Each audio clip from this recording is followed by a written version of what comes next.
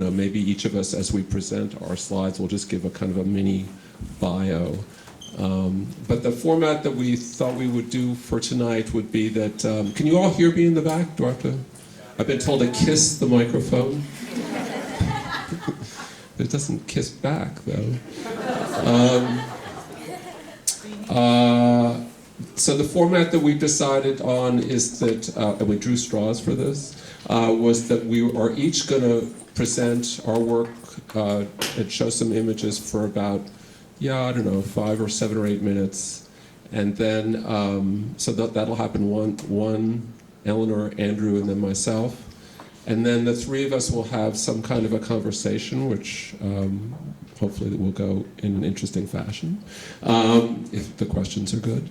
And then we'll open it up to questions from you guys, and maybe, run 45 minutes or a little bit more. And then there are books for all of us in the back, significant books from both Elinor and Andrew, and then this slender little catalogue of mine.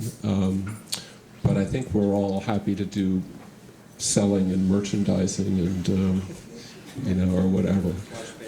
Venmo, I don't really know. So with no further ado, Elinor's going to start. So we'll just be a little wonky here with our.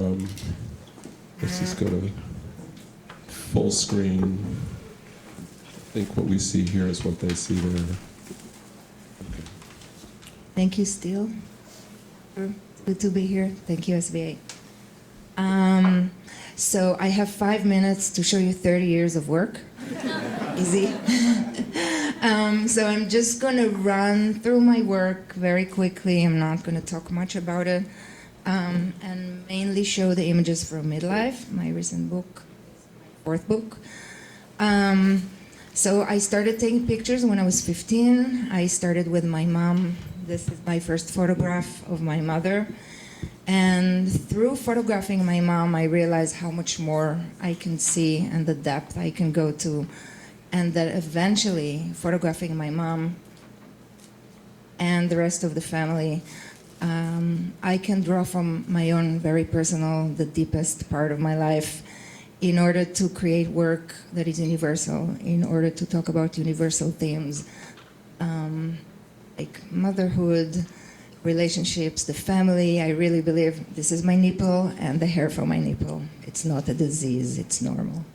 And the close-ups that I developed actually after moving to America from Israel. I've been here since '95. So those were a few images from my first book, Closer. This was my 2nd book and my failing book, Diary of a Dancer, about my life as a professional belly dancer. So I think, how many images I have here? Maybe 2.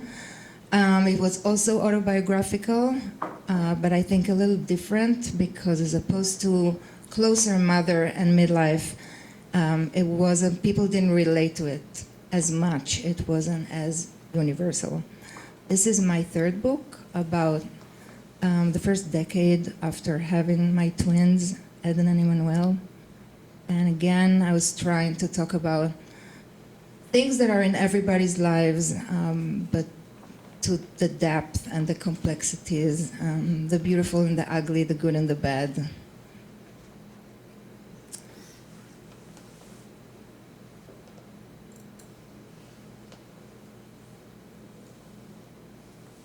And it did change the way that I photographed.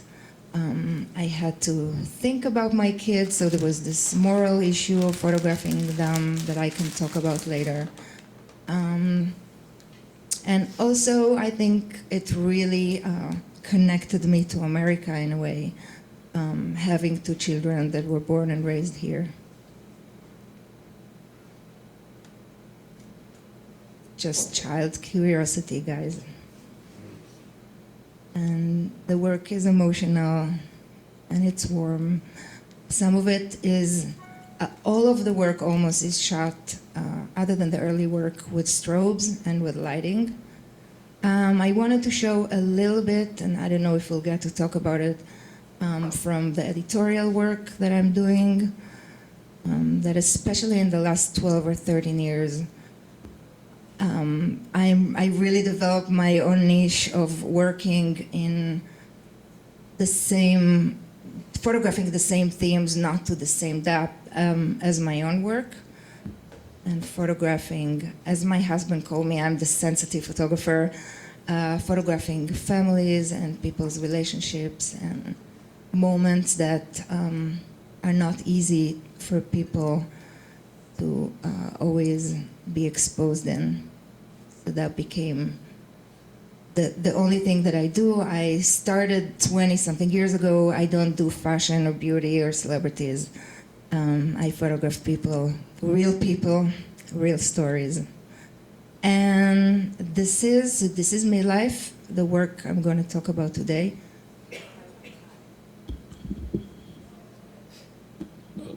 I should know this, but I actually left my watch. It's fine. I'm gonna talk for 2 minutes about. You're fine. Okay. I have 3 minutes. So Midlife, just before I run through the images, didn't start as I didn't know I was starting a project about being middle-aged, and it started because of.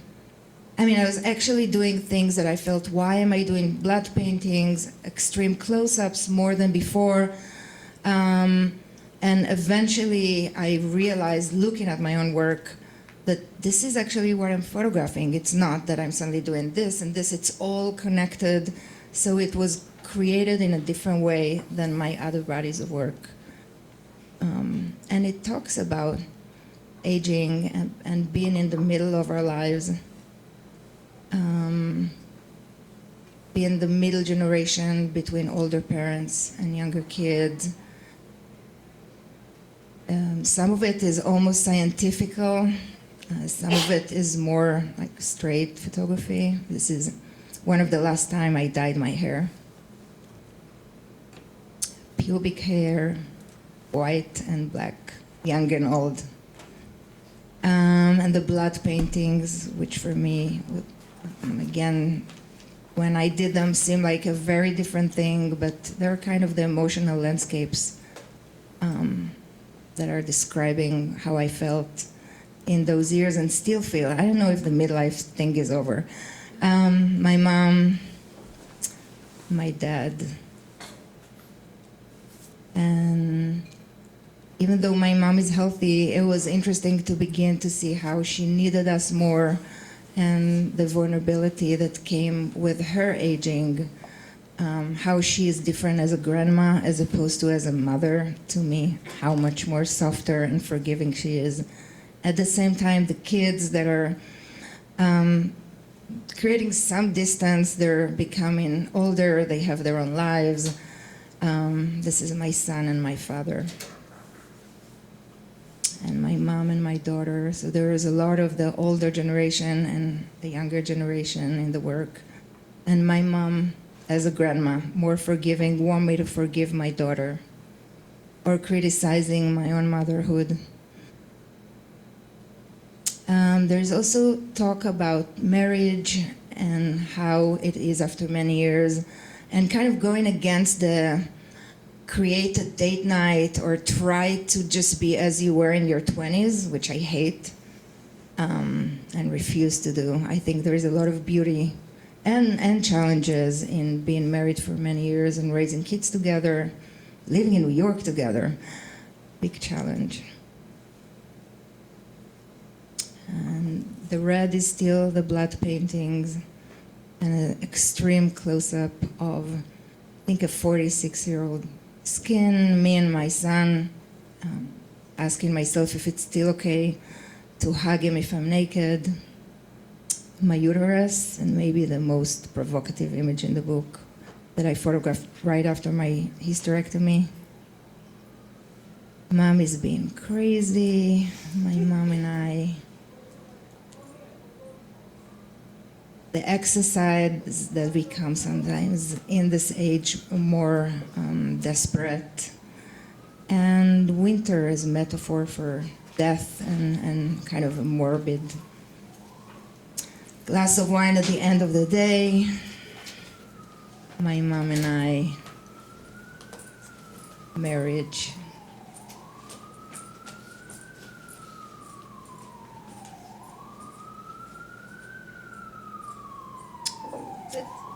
Okay. You. Great. Wow. Wow.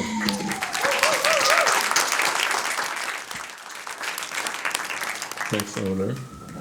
Now, what?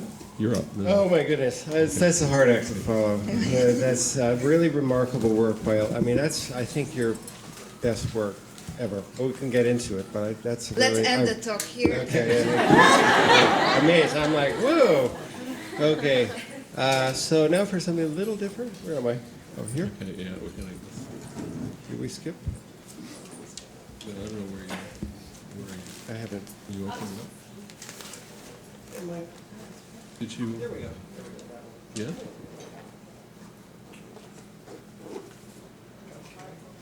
Just go under. There we go. You want to drive? So, hi, I'm Andrew Moore, and I teach usually in the spring here, and I'm delighted to be here with Steel and Elinor, two of my favorite people. This is the cover of the new book, which is called Blue Alabama. This is sort of the third book in a sequence of books I've been doing about the inner part of America, so to speak. But let me just step back and show you some of kind of how I got to Alabama, because people, that's always the first question, like why Alabama and how did you get there? So, New York City, 1995, I was photographing Times Square and the sort of pre-Disneyfication of Times Square and the city that I knew and loved. I'm sorry, and the city that I knew and loved. And then, so this is 1995. And then we get to 2002, and it's become this sort of junk food of architecture where buildings are really machines with signs attached to them. There's no real human or soulful quality to the buildings. So then I'd heard, wow, Cuba has some very interesting theater. So I decided to travel to Cuba. I got a license from the Treasury Department, and I went there for the first time in 1998. And I realized it wasn't just the theaters there, but it was the entire country had so many. It was sort of like a crossroads of politics and culture and social issues and history. And it was like America, but it was also nothing like America. And I spent about 14 years going back and forth to Cuba. I produced 2 books on it. This is one of the best-known images. This is the Teatro Campo Amor in Havana. And then when I was in Cuba, some of my friends had studied in Russia, and they said, oh, you should go to Russia. I just do what people tell me to do. And they're like, everything's so big there. So I was like, okay, that sounds great. So I ended up traveling all over Russia. I spent about 4 years there, back and forth, I don't know, maybe 10 times. This is an opera house in Siberia, in a city called Irkutsk, which is called the Paris of Siberia, because a lot of the revolutionaries were exiled there. I think it took like 3 months to travel there from Moscow. And this is in St. Petersburg. This is Palace. This picture is called Palace Square. In the very far distance there, that building is the Winter Palace, Catherine's Winter Palace, also known as the Hermitage. So anyway, and then I photographed in Bosnia and Vietnam and a lot of other somewhat exotic places, in a sense. And then I got tired of that. I got tired of being kind of the outsider and not really being fully clued in to what I was photographing. So in 2008, I traveled to Detroit and spent, I think it was about 2 years. It was a very intense project. I was there many times over those 2 years, and I lived there for part of the time. And I really wanted to photograph things where I was much more familiar with what I was looking at. And for instance, if there was a gum wrapper on the ground, that I would know, like, okay, that's that brand of gum wrapper, and it's this kind of store sells it, or these kinds of kids chew it. You know, to have that kind of intimacy with what I was photographing. This picture is called Henry's Office. This is Henry Ford's office from the time he was building the Model T automobile. And so this building had been kind of virtually abandoned for 60 years, and that what looks like a kind of Indonesian rice paddy is in fact a wool carpet from Henry Ford's day that had turned into moss. And so the idea in Detroit was that in the void left by man, in fact, Detroit had 2/3 of its population had moved away or left. So in that void, nature had stepped in, but a kind of toxic post-industrial nature. And also this picture of a melted clock which is not photoshopped, in a burned out high school, represents a kind of topsy-turvy, surreal world of Detroit. So Detroit was the first sort of stop on this kind of America tour, and then I started a project out in South Dakota, Nebraska in about 2004, 2005, and it was a complete failure. I loved the vastness of the landscapes out there, but I had really no way to kind of capture that sense of both transcendence and also terror that kind of infinite space represented. And it wasn't until around 2012 that I met a pilot, and we started taking pictures together from his plane, and we eventually created a special camera to hang off the strut of the plane, and we're able to create pictures like this. This is shot from a moving airplane, but we were able to fly very low and create this kind of intimate perspective with the landscape. And so that was that. That book was called Dirt Meridian. The previous book from Detroit was called Detroit Disassembled. But I had always known that I wanted to do a project about the South. This is actually a very early picture of mine. This is from 1978, when I was still an undergraduate. One of my first road trips was to the South. I traveled with a friend of mine named Madison Smart Bell, who's a well-known writer. And I have Southern roots on both sides of my family, and I'd lived in New Orleans, and I love the South. And in fact, the reason why I traveled to the South in the late 70s was because I wanted to be a color photographer, and that's where the color was. I mean, there was no New England or Pennsylvania in late November. Really, there was no color. So traveled to. So this is 1978. This scene, and this is Alabama, 1978. And I happened to go back 40 years later. This is the same scene. So it's very interesting how, this landscape has become more manicured. Nobody walks along the road. A logging truck had wiped out that old gas station. What had been a gas station itself has been just turned into a piece of signage. And that kind of past had been erased. And so, although I'm very interested in things that are deeply connected to the past, I don't see it as a kind of form of nostalgia. I see it as things that are going away. It's like losing part of your memory. So, I mean, that's one aspect of the work. So anyway, the new project is called Blue Alabama, and I spent I traveled back to the South with Madison in 2012. I'd gotten a commission from a gallery in Atlanta to do this work. And it took me about 3 years to figure out what part of the South I wanted to photograph in. So first we went to Mississippi, and the thing about Mississippi is that there's this thing called Mount Eggleston, and it's you can see it from everywhere in the state. I mean, there's nowhere you can go in Mississippi that Eggleston hasn't been, or people won't talk about him. It's just impossible. And I was in Virginias and the Carolinas and Georgia, and somehow I ended up in this part of Alabama. I think because the people were so good to me, they were so nice, they were so open to me. I'm somebody who had really nothing in common. Besides that I was raised Methodist, perhaps, I had really nothing in common with these people. But I was able to gain their trust, and partly it was spending a lot of time with them, listening, sharing meals with them, going to church with them, bringing them food sometimes, talking to them on the phone. I mean, really a long time to kind of gain their trust. And then I was able to get into places and do things that I think were not accessible. I mean, this is not something where you can just go and Google search it. I mean, this is really kind of people to people, person to person kind of research where I get very involved with, and I visit people and I get to know them, and then eventually there's a moment where they're sharing a story. So for instance, this fellow, his name is Don Stone. He's a historian. His grandfather had started a school in Alabama called Snow Hill, and in fact Spike Lee's family is very connected to Snow Hill.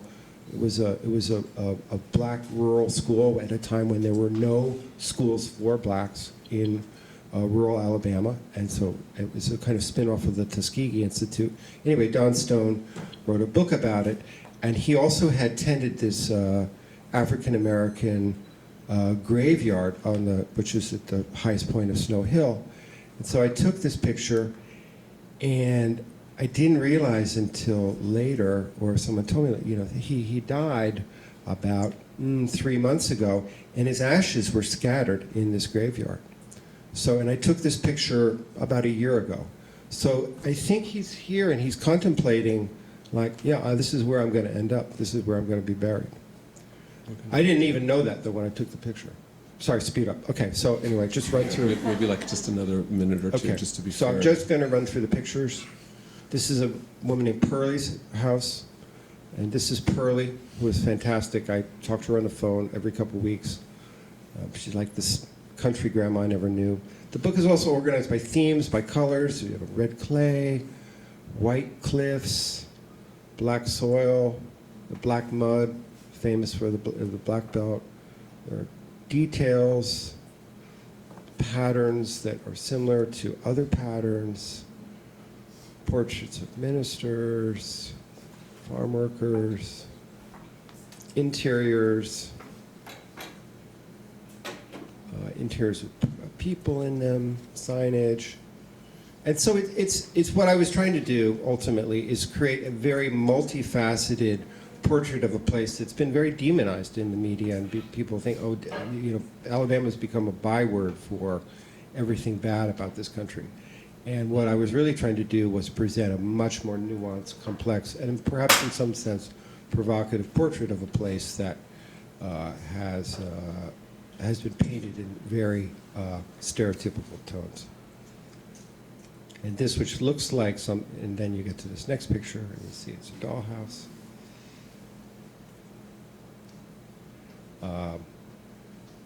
Anyway, sorry to abbreviate that, but that's Blue Alabama in essence. Thank you very much, Andrew. That's great.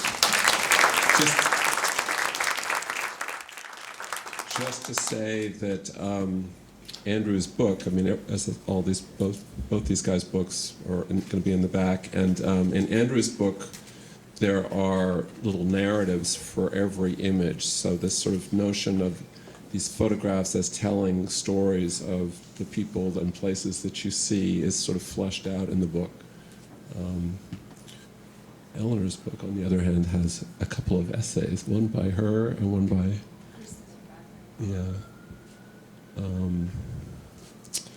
okay, so now I got to time myself. Just to be fair, no, you're timing,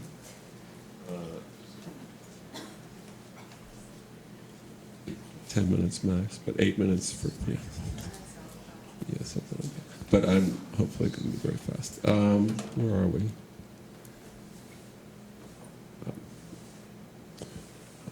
But that's not the first. I'm actually going to, my work is really quite different from these guys, I suppose, but maybe not. The last couple of days, I've had to write essentially a grant proposal, and in it I had to do what we always do when we write these things, which is basically talk in very simple or sort of straightforward terms about what your work is, or at least try to. And so as a result, I'm going to read you a couple of paragraphs from that, just because they feel a little bit more succinct than I could be. They're very short.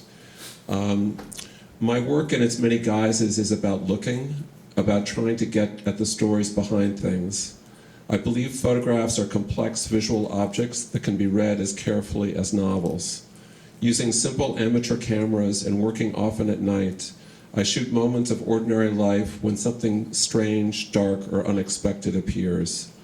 The archived photographs of these moments, sometimes hybridized by drawing, painting, or writing, and always gathered into chapters, have formed the basis of my work for 4 decades. My work is somehow always about time. Its perennial questions are, what is photography? What can I do with it? How does photography function in relation to time and memory? But my photographs often depict traces of the past, traces that will eventually vanish, like our own. They are actually focused on the present and on the future, when others perhaps will be looking back at them. So, what I'm really going to show you are just 2 bodies of work. They're one quite relatively recent. This image and the next bunch of them, all of which have, I think all of them will have date stamps in them, are from. Wait a second. Are we looking at? Yes. No, I wanted the full screen. Sorry about that. View. Yeah. Sorry. I thought I was there. I wasn't paying attention. There we go.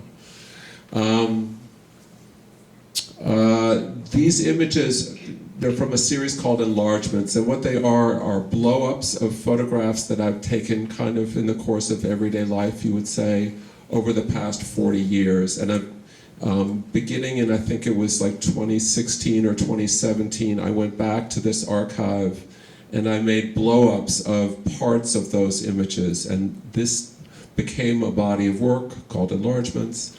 And so in a way, they're photographs of my old photographs. In some cases, they are literally that. They're actually kind of blown up photographs of little 3.5 by 5-inch prints, analog prints, and sometimes they're blow-ups of digital files in the more recent cases. But, and they have titles, which I won't always remember. This I think is called Bow. The last one was called Rope. This is called Quilt. And I mean, as you can see, this one is called Percolator. It's a coffee pot. So this image, for instance, was taken in 1993, but it wasn't finished. It didn't become a work until it was printed in 2015, 2016. So in a sense, these are kind of double exposures. There's, one part of them is looking back at the time that has passed since 1993. There's sort of, in a sense, photographs of the time since then, having to do with maybe what you might call the afterlife of images. This one was taken in 1989, but again printed in this same time frame. This is called Wasp. This is called Velvet Dress. And a lot of my work has involved kind of doing other things to photographs, painting over them, collaging them, turning them into wall paintings. And this was, I guess, is an important body of work for me because they are straight photographs, and it's sort of the first sort of straight photography series that I've done. So, and then this isn't quite so much. So this is the other body of work that I'm going to show you, which are called Transparencies. And this work and a few of the enlargements are in a show currently at Soloway, a small gallery in Brooklyn that's only open on weekends. It's open this weekend and next weekend, and then that's it. And then the catalog for which is part of what's back there. It has an essay by Wayne Kestenbaum, and so what these are, this is called The Sea. All of these I call them transparencies. They're mostly Polaroid prints, so there's a little bit of a confusion there maybe that if somebody wants to ask me about, I can try and parse through. But these Polaroids are really straight photographs of drawings. They were drawings done in ink, on clear plastic, sort of like an animation cell. And the ink drawing was traced from photographs or from other found sources. And then that ink drawing was put on a kind of animation table, which is sort of like a tiered structure that has glass, and you layer I layered this transparent drawing, translucent drawing on top of a piece of glass and then reflected light and off of tinfoil that was down in the bottom of it. So they're kind of actually straight photographs of this drawing, but backlit. This is called Three Animals.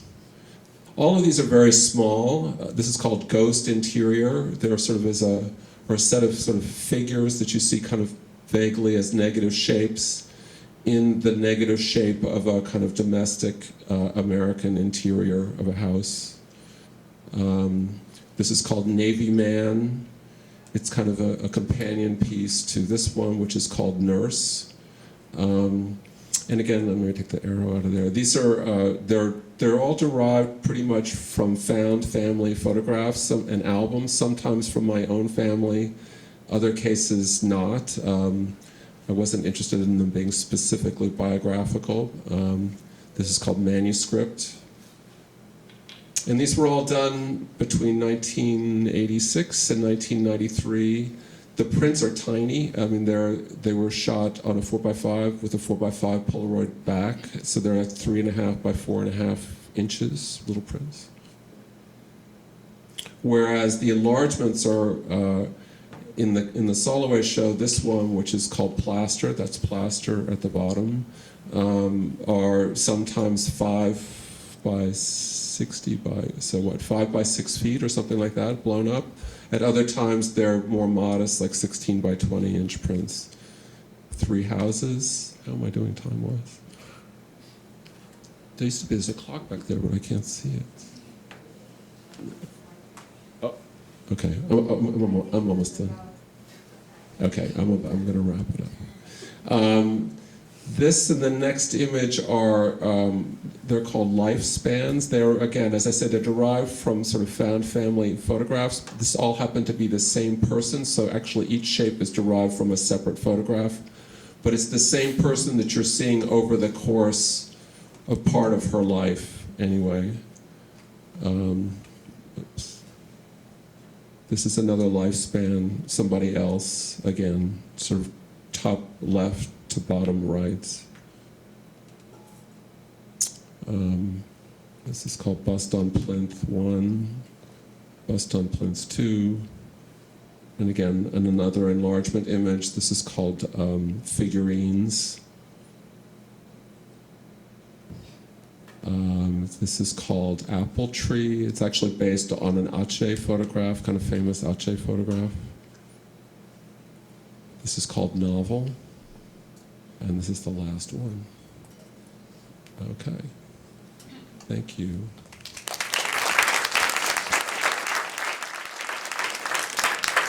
So we're gonna, let's see if I can do two things at one time. I would like to kind of put up some of your pictures, Elinor, maybe. Can we put up? Yeah, these are yours, right? Do you want to just, should we put up? View full screen. Oh yeah, maybe we do it that way. I just want to give people something to look at while this is all going on. Where's Andrew?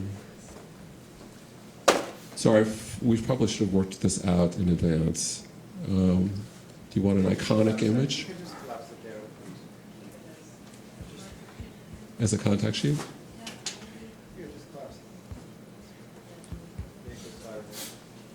Okay.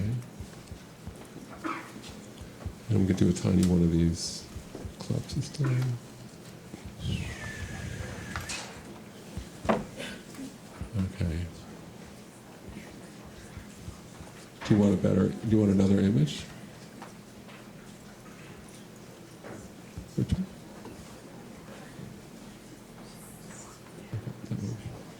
Okay. All right. So that'll sort of stand in for all three of us. Yeah, so I was sort of trying to think about how we could talk about our different kinds of work a little bit in relation to one another, and it occurred to me that they're just, in a way, all artwork is personal, but it gets mediated in very different ways. And Elinor, I just wondered if you would just could talk a little bit about sort of the sources of this project with your mother, with yourself, sorry, in the Midlife project, because it seems like it's also an ongoing, you worked on it over a long period of time, and, sometimes the images feel like they were kind of spontaneous snapshots, at other times they feel like they were staged. Maybe could you talk just sort of about how the project got rolling and how you actually made it? So, where do I have to? Unfortunately. Okay. I've always worked between staging photographs and snapping images. This is, yeah. You have to get a little closer. Okay. No, Closer? closer. Closer? Can you hear me now? Right? Closer. There it is. Or mother. I'm not going to stop. So I think other than the blood paintings, it's the same here.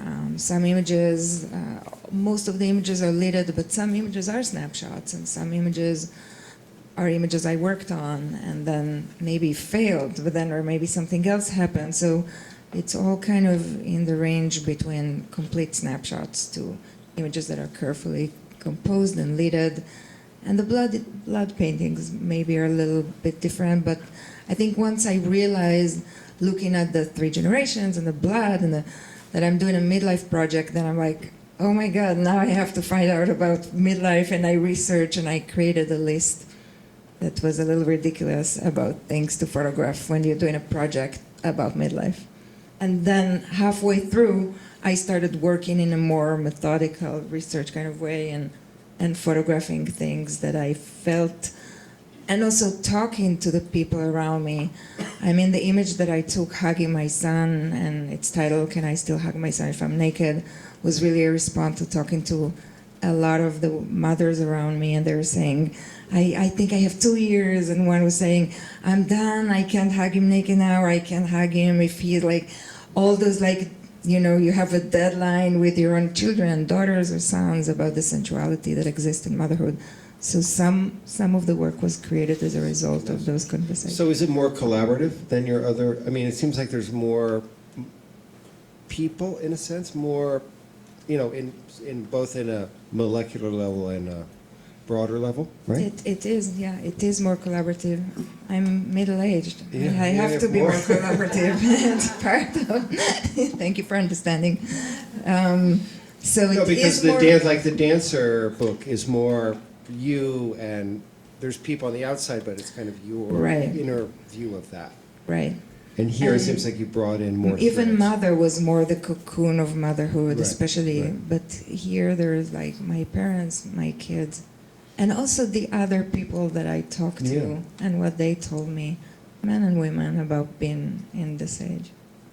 What kinds of negotiations did you have to go through with your family to get them to go along with it? Because, like that shot with the son, you're holding him, you're naked. Did you sort of, was that all set up and planned and arranged for in advance, like kind of an appointment shot? Or, how does that all happen? It's complicated. It's complicated. And Andrew was laughing when I said before I'm a very good mother, and I think that some of it is because of the guilt of taking the pictures. I think it's part of, the negotiation is like just trying to be the best mother or partner or daughter, because I feel that there is something that I'm taking and asking, not in return to that, but it's somehow there in the relationship. And it's also really changing because my son now is 15 and a half. And now suddenly he's in a new high school, and those images caused some teasing for the first time in the school. And Jessica knows that. She's like, I had to ask that some images won't be shown. It's becoming a little bit more complicated now that they're like in high school. But when I took this image, he was younger, and it was just, and that's so beautiful. And I'm upset that the society is destroying it. It was just like, he loves his mom, and I love him, and it was very innocent. Well, so much the power of your work is sort of, and I know this also because this semester Elinor and I have been kind of co-teaching along with Laura Parnes, that kind of one of the thesis critique classes, and so we're actually responding in our different ways to a lot of your guys' work. And one of the things Elinor is always talking about is, what the sort of personal connection of the artist is to their work. And so it's like your own work has such tremendous bravery that you put not only, yourself and your family and your body and your fears and whatever your hopes on the line, but that also the kind of self-questioning or criticality, and I just find that very sort of profound. People talk about artists putting themselves on the line. Yeah, there's a lot of risk involved, as we know. But I think, the sense that maybe the kids aren't going to be available in the same way, and like is this kind of a swan song to that whole body of work that you've been. Yeah, I have my magics. I'm not going to tell you the tricks. Then Andrew will create a body of work about his naked family, and but I don't. And I'll do 8 by 10 landscapes. But I don't think it's being brave so much still. I think it's asking a lot from my family, but I think there is something very liberating in showing your flaws, and some of it comes not from bravery, but from the need to share and for other people to tell me, yeah, I have it too, I feel it too. So it's a kind of a reaching for, I guess, communication and understanding, and it's not so brave. It's liberating for me. But when it comes to other people, it's a little different. Can I ask a question here? Yeah, Follow up on? please. So, for instance, compared to, let's say, Sally Mann, of course, she's not really in those pictures, right? And you are in the pictures. Isn't that a big difference right there? The fact that risk, or is that maybe you just think of it as honesty to be to incorporate yourself into what you're asking.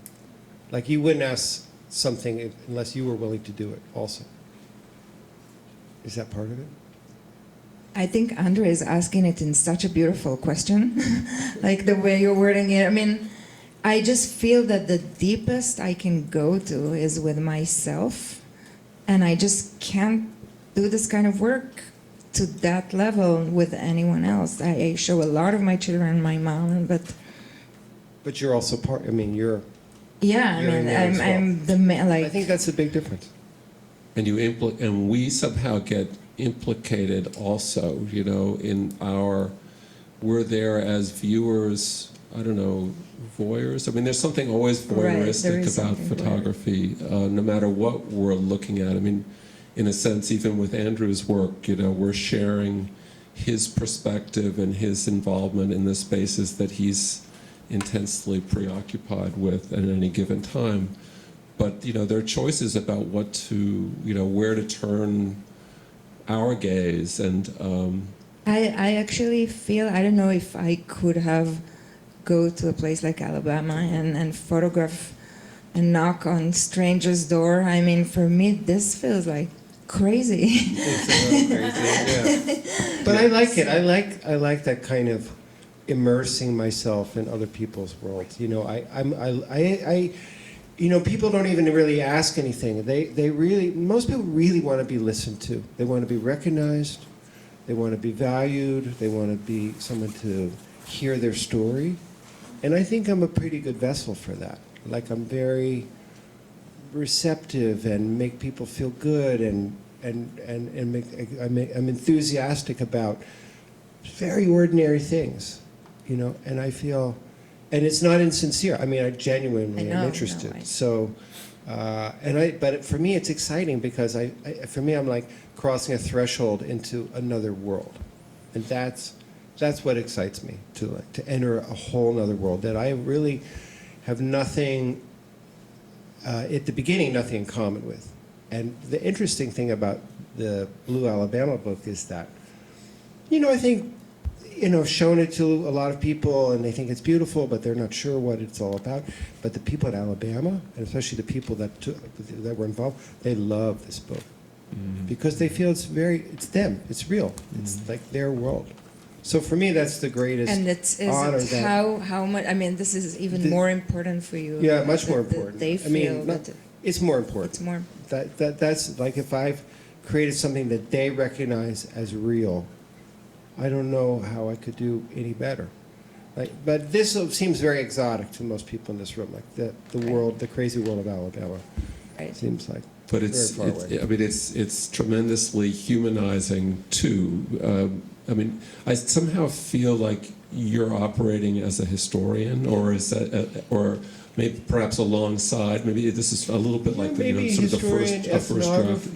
yeah. No, I do feel that this is part of. Sociologist. Yeah. Yeah, like when, if you're reading about the Middle Ages, it's one thing to read about the kings and the queens and the politics, but to read about the everyday life of the ordinary person, I find that just as interesting, and I feel, in a way, that's kind of what I'm interested in doing about this country, is showing things the stories that aren't told, and the kind of ordinary, like the deep history of ordinary things, if that's a real thing. And how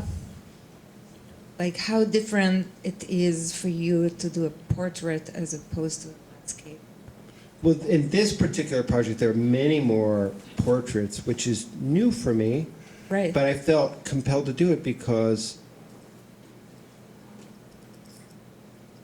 I just had no other choice. It just had to be. It just was part of this mosaic. rather- I mean, this is not the greatest metaphor, but really what I'm trying to do is, it's like a mirror ball and all those little facets, and I'm trying to create a shape by all these little facets that add up to a whole form. And so the portraits had to be there, just like there are aerials and details and all this stuff. Well, and also, I mean, just from reading some of the text that sort of their extended captions, I guess you would say, Yeah. at the back of the book. Which I wrote. So much of what you say in them is sort of relates the story of who these people are. There's sort of a social history, the people that took you, that kind of that took you in, that introduced you to other people, the people whose houses you're in, and it's not, I mean, think of Eggleston or, I don't know, Stephen Shore or other photographers who've kind of gone across the land creating some kind of a portrait. There's often with them a kind of a distancing, a kind of a... Oh, literally. I mean, I heard that Eggleston, a lot of his pictures, he took out of his car. He took out of the window of his car. Shot. Yeah, I didn't know that, but I think that that's true. Yeah. And I think that fits who his kind of... Of his catalogs. Kind of his, yeah. And I tell people, like, if it's something that anybody can drive by and see, I'm not interested. I want the things that people don't get to see. So, So how long do you have to, when you start a project like this, how long before you're the feeling that you're in? Because you have to go like beyond the surface. You don't So in this particular project, it took me 3 years to find the place. Then I made a lot of bad pictures for like 2 years. And then the last 2 years were pretty good. So 5 years of like not knowing what I was doing, and then a couple years of finally getting in the groove. And really but not trying to, what's the right word, like prejudge or have any kind of concept. I'm just kind of going with the flow. Like, let it happen. That's Right. my mantra. Let it happen. And you would sort of embed yourself down there? How long were your trips? How did they... A couple weeks, like sometimes a month. After a month of shooting every day, you're pretty wiped out. You're kind of like out of film and kind of done. 3 days. Yeah. But There's also... Oh, sorry. I was just going to say the one thing about the writing, and I don't want to monopolize this, but the literary tradition of Southern art, let's say, is so important. So the writing was key for me. So the extended captions and my essay and Madison's story, and there's a beautiful preface by Professor Imani Perry. She's a well-known historian and writer, and she's from Alabama. And that was so the written aspect in this book, not besides the portraits, is the written aspect is really kind of key to this book.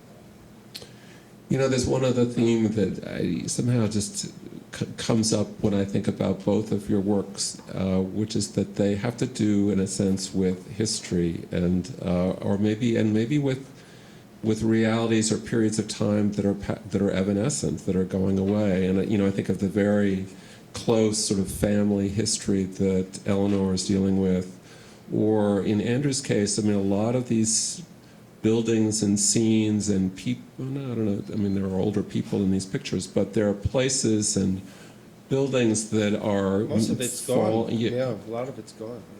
And so I'm kind of wondering about that. I mean, photography has often, you think of Aceh and Evans, and, photography has so much been interested in things that are going away, and photographers seeing themselves as having a kind of a duty or a mission or an obligation, responsibility to sort of, grab that, collect that before it goes. I mean, I'm wondering if each of you could just talk to that for briefly. I feel that it's why everybody photographs. I mean, I don't think it's specific to professional photographers. We just all, and you see people with their smartphone, we have the need to preserve and to keep, because we're losing all the time. We're losing people, we're losing places, we're losing our looks. It's a constant, you're born and then it's, it's one of the things that are really difficult in life. So I think that's why we all photograph, not... But I think that the resistance to loss, which is the resilience, for me, that's the key. If it's just an empty building that's falling apart, that's not interesting. When there's something that's been done, someone tried to, they painted a mural, or they held a party, or there's some resistance to loss. That tension, that's because that's living. Right? Mm-hmm. You're not just, like, if you're just dying all the time, that's lost. But if you're resisting that. Mm-hmm. But I think we respond to loss by living. Yes. That's forcing us to live and maybe feel. That's very... So maybe time is getting on a little bit. Maybe should we open the floor up and see if there are any questions in the house? We didn't really get to ask you questions. So still. We should ask you questions. Did you do your homework? Yeah. How do you feel, but like sitting here? I mean, Andrew and I are very different, but we're both photographers. Where's Charlie that's always like blaming us? You're photographers, you're straight photographers. We are. How does it... Charlie didn't come with Did a I straight... forget to say that Charlie was very sorry not to be here tonight? He did. I was supposed to have said that right up front if I didn't. Two straight photographers is not coming. No, but how do you feel in this context? Do you call yourself a photographer or because I always I'm not like an artist using photography. I'm a photographer and I'm shooting for magazine, and so does Andrew. He does editorial work as well. So we're in this way, we're more like photographers, traditional photographers. So talk a little bit about that. Yeah, it's funny. I was writing something about another photographer recently, Judy Lin, who I don't know if any of you know her work, but she's a great kind of what I think of as a real photographer. And I said something about how she's not one of them, artists who use photography, and I sort of sneered at that epithet. I think the artist using photography, I'm uncomfortable with that. I very much think of myself as a photographer and as using photography, but very much as a photographer. All of my work is rooted in photography. It's rooted in this sort of collecting and snapshotting, taking pictures of the real world and moments of real time. But maybe the difference, or one difference is that I'm very much also interested in the relationship of these real photographs to the passing of time and to what happens to those photographs as time goes on. We all have, or families have photo albums and books of, and drawers and boxes, and I suppose now in the future we'll just have hard drives of images. But many times those images become more potent afterwards, and it's not that what's embedded in them is actually physically or even visually present in them. It's in what we project into them. And I'm very interested in that. I'm very interested in how images remain alive for us and how we read them. So I don't know. I mean, you guys, do you feel uncomfortable being here with me? I don't know. No, You're the one and only. No, I love and also the lightbox images are, you relate that to like the history of Disney animation and all, the layers of glass and silhouettes, and so there's a lot of threads you're pulling through, and the date. I love the date stamp. It's like The such date a stamp is snapshot symbol. so it's like that point which keeps that, and then you can kind of run free because you have that thing that's so fixed. I love that. But it's so like associated with snapshot. Yeah. It's like not with artists using photography as It's we're like an anchor in time, and then you can kind of play. Okay, I'll take it. Questions out there? Anybody? Don't feel shy. I see. Oh, yeah.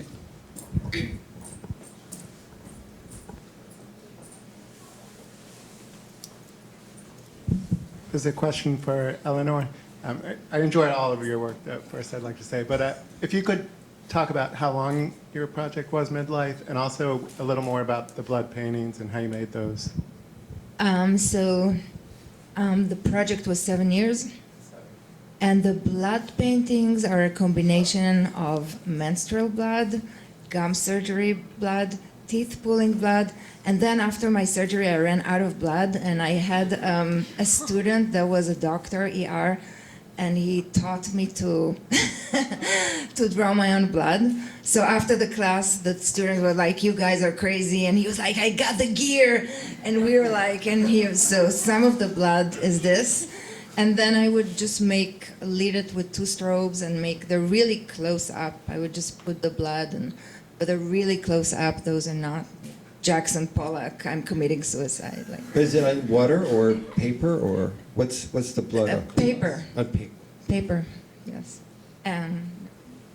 Yeah, because sometimes they seem quite translucent, as though the light is kind of coming right up through them. Blood. With a macro lens, or is it microscopic? With a macro lens, or, yeah. Okay. Super macro lens. Super macro. Any more questions? Yeah, Heather. A question for Elinor, a personal question, if you wouldn't mind to share about your hysterectomy and maybe how that story would have influenced the trajectory of your book and your work. How it was taken, or the whole. Like the whole thing, the story. So, if anyone, we're staying here till 2 a.m. Briefly, it was a very difficult thing in my life, more mentally than physically, like the end of my fertility, and I was really depressed after, and I felt, am I really a woman? Am I the mother of my kids? I really got a little crazy. Maybe it's a cliche, like creating from your craziness. Well, it's terrible. And the photograph itself was supposed to happen. So I spoke to my surgeon, and I gave her mother, and she really understood what I wanted to do. But then I was supposed to take it before I went home. But the people in the hospital got very nervous about us opening the gear and the strobes, and they wanted to take my uterus away. So I woke up from a 3-hour anesthesia into a drama. And my husband is in my face, and he's like, "They're taking your uterus, you have to take a picture now." And then I see my surgeon running to me with a bucket, and my uterus is in it. And she's like, here she is, because there was someone from the hospital who was like, "This can't happen, take a picture with your cell phone."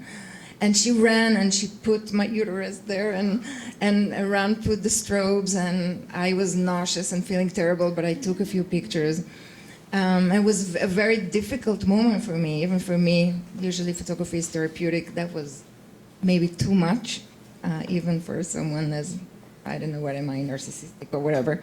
And I had to see it, and then it was gone. Only like a few weeks later, we were laughing about this crazy situation. That like, they're taking yours, and she's running with a bucket, and like, it's just crazy, so. It's closed. Yes, thank you for sharing. Okay. Rich. Sorry. Yeah. Hi, my question is for Andrew. Did you feel when you took your Alabama picture to include something political or historical? There actually were, okay, it's an interesting question. Everything's historical there. I mean, everything has a lot of history to it. What I hadn't fully realized was that this part of Lower Alabama has a long history with this country, starting with Andrew Jackson, forcing the local Native American tribes into Oklahoma, then the planters from Virginia and the Carolinas coming over and creating these huge plantations with all this rich soil that they had. It was the largest cotton producer. Also the ratio of African American slaves to the white population was extraordinary.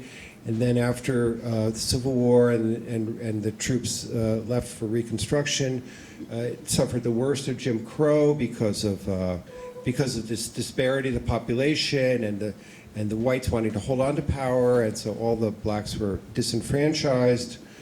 And then that lingered on for 70, 80 years until the Civil Rights Movement, and why Birmingham and Selma are really burned into people's imagination is because Jim Crow was the worst in Alabama. I mean, Martin Luther King said the vicious racists of Alabama, and they were the most vicious in a sense. And so this is sort of the post-civil rights landscape of Alabama. So there's a deep history in Alabama in the parts that I was photographing. This is Selma and Demopolis and Greensboro, and where a lot of the things happened in the 60s. In terms of politics, the book is called Blue Alabama. I mean, Alabama is a very red state. I mean, if you think about football, if you think about the electoral map, but again, if you look at the 2016 electoral map, you'll see there's like a little blue around Birmingham, and then there's this like blue crescent in the middle part of the state. That's the legacy of the Black Belt. That's where you have these high African American populations that vote Democratic, and they're the ones who kept Roy Moore out of power recently, voted Doug Jones in. So there is a tremendous. This is a kind of a Democratic bulwark against the public. So I mean, but the book itself was not overt. I mean, I had pictures of Trump signs. I had a Jones rally that I went to, but I left those out. But the title of the book, it really signals like this is a kind of different take about what you would expect to see about Alabama. And I think changing that paradigm even a little bit, I mean, that's the political aspect of my book, to change the paradigm a little bit, for people to see it a little differently, and the people down there in particular to see themselves a little differently. It also had an echo, the blue for me, of that book that was called Blue Highways. That do you remember that book that came out about 20 or 30 years ago, that somebody wrote about driving around America off the interstates on the kind of the blue, I think it was called Blue Highways. But. I don't remember. Okay. There's a lot of blue. There's a lot of blues references, but it's not the blues. It's really blue. Should we move back into the room in there? Are there other questions? Oh, Rich had a question. Yep. Hi, guys. Two questions for Steel. One, I'm curious about the transcription processes you seem to go through. I mean, it's like you're not satisfied with the photograph. You have to somehow manipulate it or remanipulate it to make it into, I'm not quite sure. And the second question is, I hear you about time, but I also see a lot of space in your work. And I wonder if you could comment about that. Yeah. Both good questions. I kind of want to say that, yes, to take the sort of space part first, just because I think it is very hard to separate space and time. I mean, I don't know, not to be glib and quote Einstein here, but that we, especially if as photographers, we're moving through space and recording moments of time, and things are happening in time, in space. And I am very interested in, there's also a lot of darkness in my images. There's a lot of shadow and depth and a lot of things that you can't see. And I've always been interested in that, in this sort of, all the things that are unseen in photographs, the things that we read in, the things that are sort of lurking in darkness. The transcription process, you're talking about sort of the drawing and the reiterating of images and even the enlargement. I mean, there are two elements to that. There's sort of the use of drawing, like the sort of the tracing and then silhouetting of that occurred more in my earlier work and not just in this body. Had a lot to do with wanting to use images that already existed. I mean, I'm so much a child of sort of the pictures generation, and so many of my friends and peers were kind of reusing, rephotographing images from pop culture, mass culture. And I didn't grow up with TV, so I was always kind of more drawn to, I don't know, books and movies and that maybe what you might call sort of the domestic space, the spaces of home and memory and family, and as subject matter, noticing that that's what a lot of fiction and movies were about. And so I was, reusing photos from family albums, some as I say from my own, but from other people, and I wanted to obscure often the sort of the personal identity of them, and so that blocking out parts of people's faces. There are not a lot of faces in my work that you can recognize. That's part of it, and it does come through. I mean, you're right to point out that the enlargements are actually, in a way, just as transcribed or abstracted as the kind of more obviously manipulated ones, and that the sort of the reframing of them by cropping in, or you could say, or cropping out. There's a lot that's left out of those images, which of course is an analogy for what photography does anyway, right? We put frames around the world and we're framing things out. But the more the more I both write and operate with photographs, the more I'm aware of the analogies between them, and that just as writing is a process of rewriting, for me anyway, photography involves editing is as important as shooting. I'll kind of know what I'm after when I take the initial shot, but I'm fairly casual about where the frame is to some extent, because I know I'll go back and I'd rather cover what I want and be able to kind of be sure when I'm printing it later. Maybe we have time for one or two more, and then I think there's somebody up on the deck. My question is for Andrew. So you said that when you were in Russia, you felt like an outsider and you couldn't produce good work there. But when you were in Alabama, you knew the place and you spoke to people and you could produce much better work. So how important is it for you to be from some place and to know it to produce work? Well, when I was, it's a good question, and I don't know if there's a great answer to it. I think there is something to being an outsider. I mean, look at Robert Frank. I mean, the outsider's perspective is always incredibly valuable as the insider, and I don't think we should be biased against one or the other. I just felt in Russia that, personally, not being able to speak the language very well, and a lot of nuances that I was never going to get as close and as intimate as I could with people where I really could speak the language and I could create a deeper understanding. So, I think that there's some good pictures from Russia, but they're kind of about formal designs and about a certain kind of historical patterns to the Russian culture, let's say, but they don't have the kind of intimacy that as I got older, that I yearned for. So, maybe when you're young, it's great to go exotic places and you have that energy. But as you get older, you kind of want to you kind of sink deeper into yourself and you want to build kind of deeper relationships. I think it's kind of natural. So your project is also midlife. It is a midlife crisis. I have to catch up though. Okay, any one last, if going once? Okay, you all, thank you very much for joining us. Thank you, Andrew and Elinor.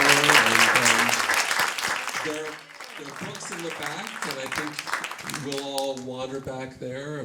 People are happy, I'm sure, to sign, and books if you want.